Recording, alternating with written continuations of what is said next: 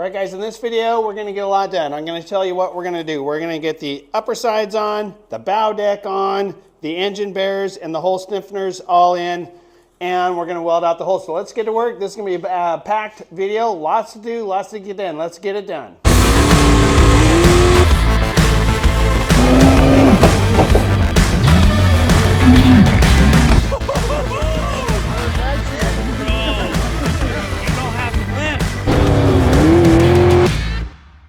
All right, guys, I'm gonna go off of the script from RS Racecraft in the past. And I'm gonna try to see if I can explain this, explain my rationale. So they have this skid system. They've got the main engine bearer that sits in the bottom of the boat, 18 1/8 spread for the Kawasaki.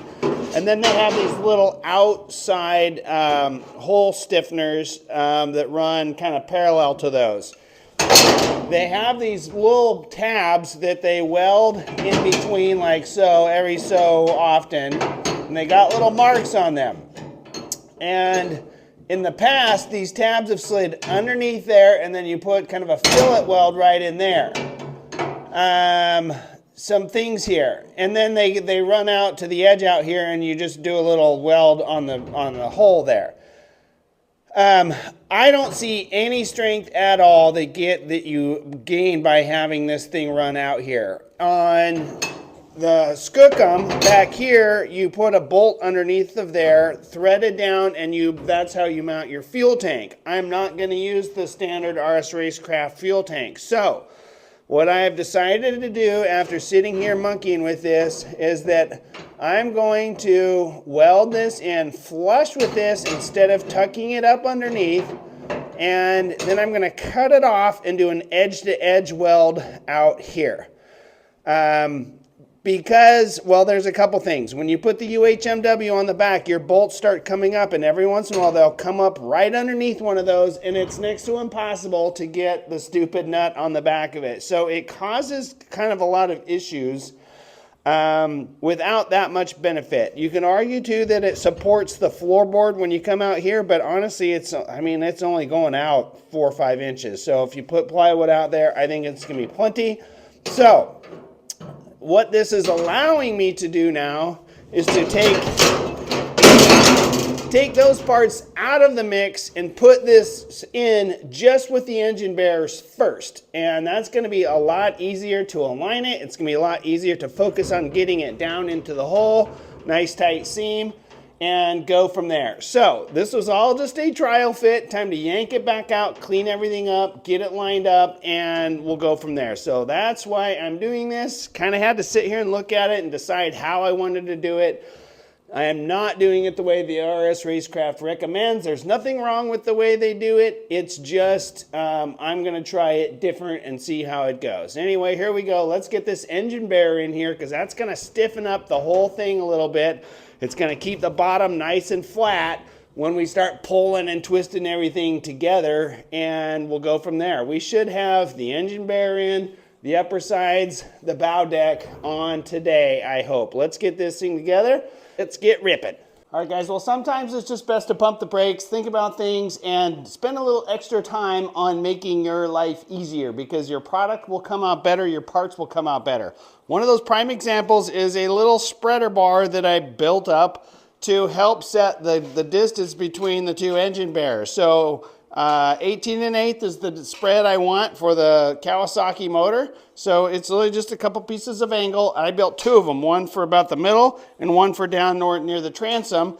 So I clamp that thing in, hold everything together, and then I have a really good solid base to get these engine bearers in there. So it just took me, I don't know, 5-10 minutes to build those little brackets. I built 2 of them, like I said, clamped those things in there, and away I go. Now it's time to line this thing out and mark it out. It seems like marking something should be easy, but it's really not that easy to do on a boat. And I'll explain that because you got a couple things. You got the V of the boat, and you've got the taper of the delta in the bottom of it. So it's actually pretty hard to get good accurate measurements. Here's my plan on how I do that. So it's always good to have a nice center point. So I know the V up there is obviously the center of the boat. So I just took a couple spots along the delta, found the center point of that and lined out a line all the way from the transom all the way up. So now I have a center point. Well, you can't just put your tape measure and pull half of the distance up here because the thing slopes. It's not straight. So what I've done is I kind of modified one of my little, my centerpieces here, and I made a center mark. So what I'm going to do is clamp my adjustable kind of square, clamp that on there, and then run that down so that when, so then I can line that mark up with the center mark in the boat. I'll kind of show you what I'm talking about. So this is going to go in like so, just like that. And you can see it's not a straight line. I can't just pull a tape measure across there. So I'll put the square down there, get it, pull this out to where it needs to be, and then I'll make some marks on the boat. And then I'll connect those dots with a straight edge, and that will be the line on where the engine bear is going to go.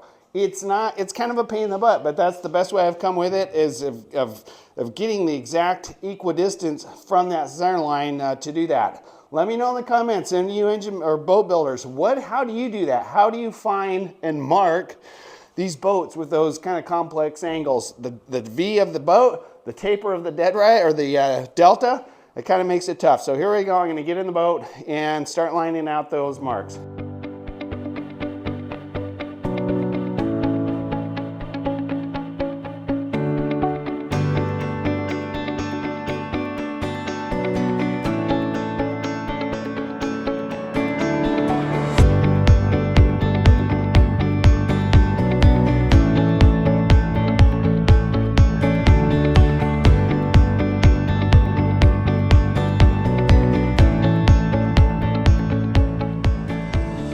Got everything lined out, it's marked out, ready to go. So ready to install the engine bears. A couple things before I do that though. The very tail end of the engine bear, if this is going to go along the bottom of the boat, there's these 45 degrees cuts in there, and that is so that water will, if water comes in the outside, it'll go down all the way back to the transom, and then it will have that little relief hole to run to the very bottom of the boat so the bilge can pick it up. So you got to make sure you have those, otherwise you're going to essentially create a dam.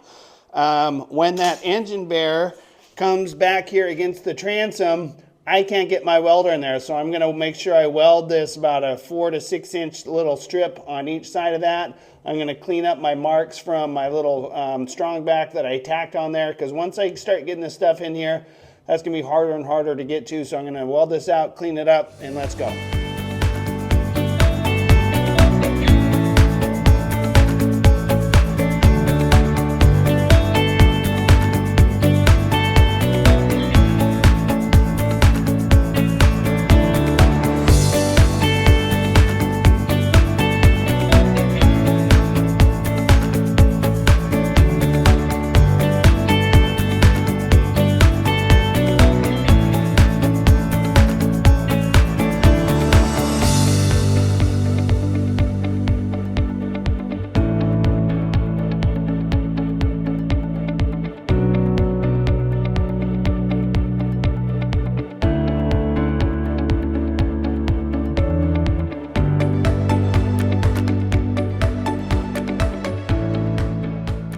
Alright guys, like I said, I'm pretty horrible at keeping track of time, but I just looked at my first video from this morning, and till now is about 3 hours. So it took me about 3 hours to get these things lined out, trimmed out, and welded in. They're not 100% welded in, but I've got essentially a weld on the ends, 2 in the middle, and 1 against the transom to make sure nothing moves. So these things went in there pretty slick.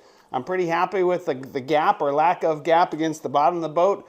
Your welds are really a product, or the quality of your welds are a result or a product of how well you fabricate, how tight you get those gaps. You don't want any gaps if you can help it.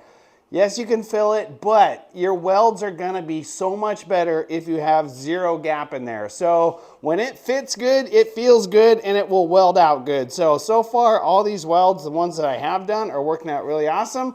I'm going to take a little break. I don't have a deadline on this boat, so I'm just kind of going as I choose. I'm going to go inside, grab some lunch, come back out, get to going on the upper sides and the bow deck. One thing that would really help me out is if you all hit that like button, leave a comment down below. Any comment really helps, so I do appreciate that. And last but not least, definitely if you like the channel, please subscribe, follow along, hit that bell notification so you see when I upload these things. I don't have a schedule for them. They're gonna come out as I have time to work on it. So I'm gonna get to lunch, I'll come back out here and we'll bust this thing out.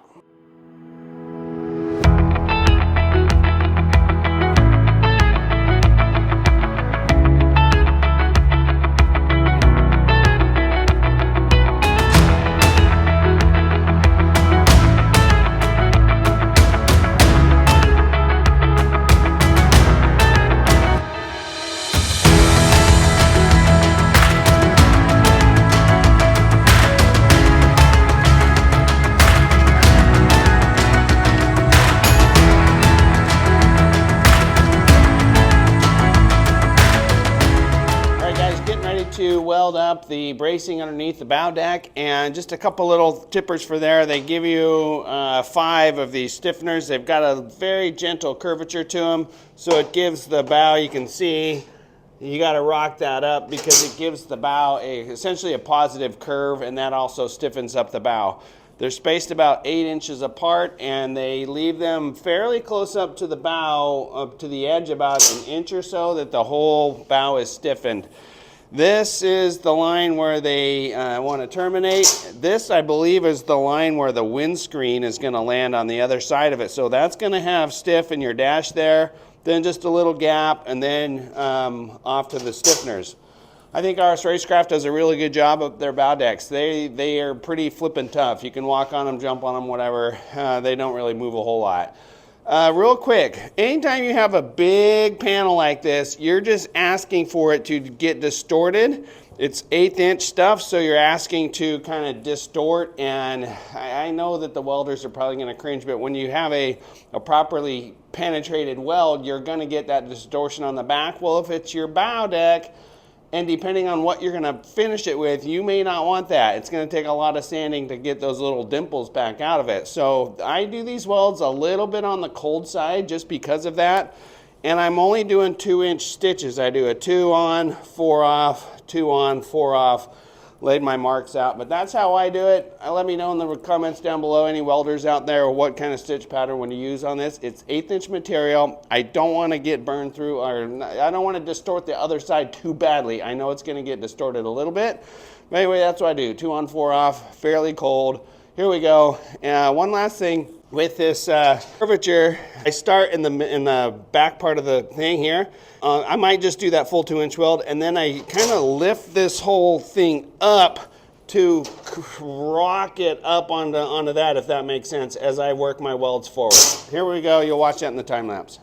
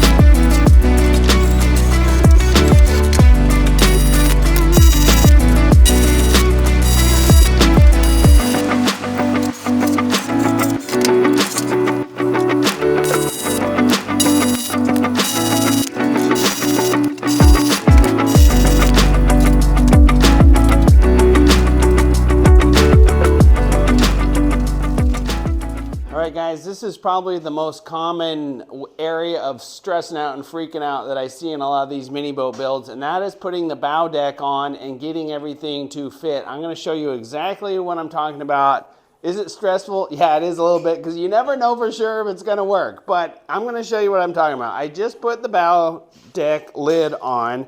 I've got it right where it needs to be against the gunnel back here. So it's perfect, fore and aft, that's where it needs to go.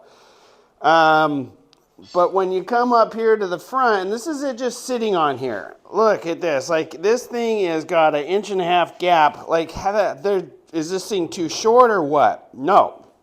So what happens is all this plate it just moves around and stretches, not stretches, but it kind of conforms and deforms as you prod and pry it. So what's going to happen, as you can see also, I have to pry this out a lot to get it out. Well, that's okay. It's going to happen because these things are kind of tacked in here. As I pull this out, what's going to happen is I pull this out, this whole thing is going to come up and in, and it should close this gap off. Hopefully. Hopefully. Let's get to work on that. It's always kind of it's a pain. It's a lot of prying. It's pry, tack, weld, tack. So like again, there's a lot of pressure, a lot of spring tension on this stuff as you're kind of pulling it into shape. Let's see if this gap will close up. Mark my words. I hope I didn't just jinx myself, but here we go. Let's get this bow deck lid on, and it's going to totally transform and start looking like a real mini boat.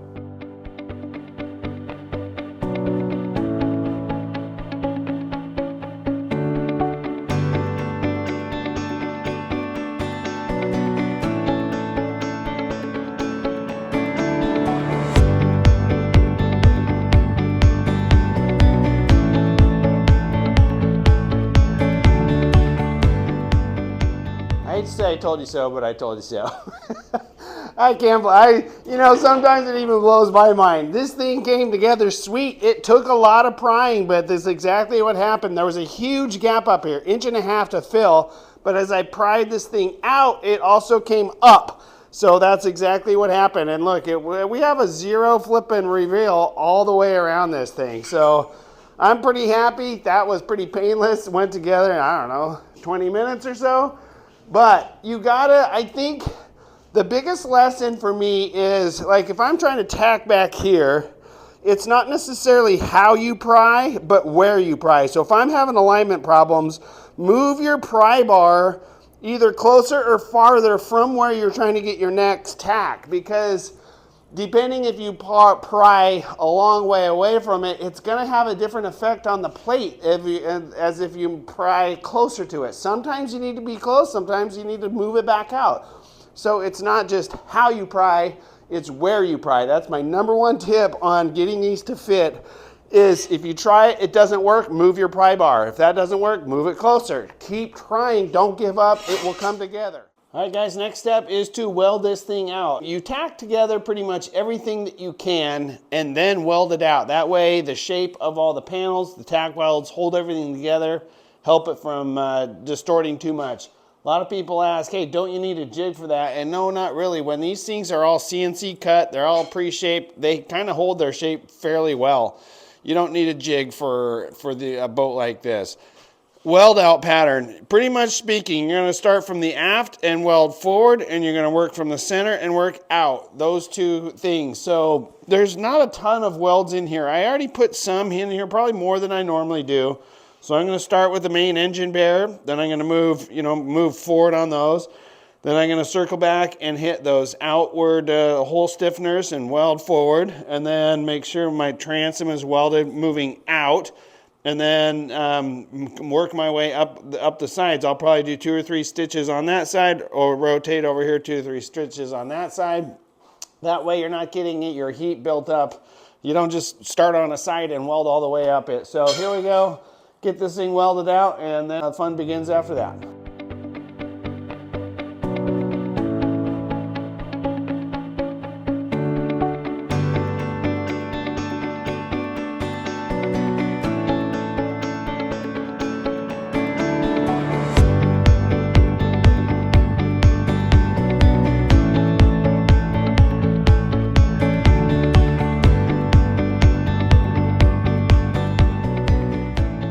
Guys, that was a pretty productive day. I'm pretty happy with the end result. You saw how these pieces come together and how it can be frustrating at first when you see those big old gaps. You just got to trust it. They're going to get all closed up. This thing, actually, it turned out pretty sweet. It's all welded together. I threw the windshield up there just to check it out, but it's all welded. The engine bearers and the hole stiffeners are welded. The sides are welded. The chine extensions, those are fully welded. The whole transom, that's all welded. There's a couple welds like down on the underneath where I only have weld on one side so far, but I'm going to wait until I flip the boat over to do the UHMW. I'll hit those welds, but it is welded together, so nothing's going to move on me right now. So I'm going to sign out. Thanks for watching. Hope you enjoyed it. There's lots more to come. Next videos, I'm going to be installing the pump. That's going to be a bit of a chore, so that'll probably just be one video. I don't know. We'll see how it goes, but stay tuned. There's lots more to come.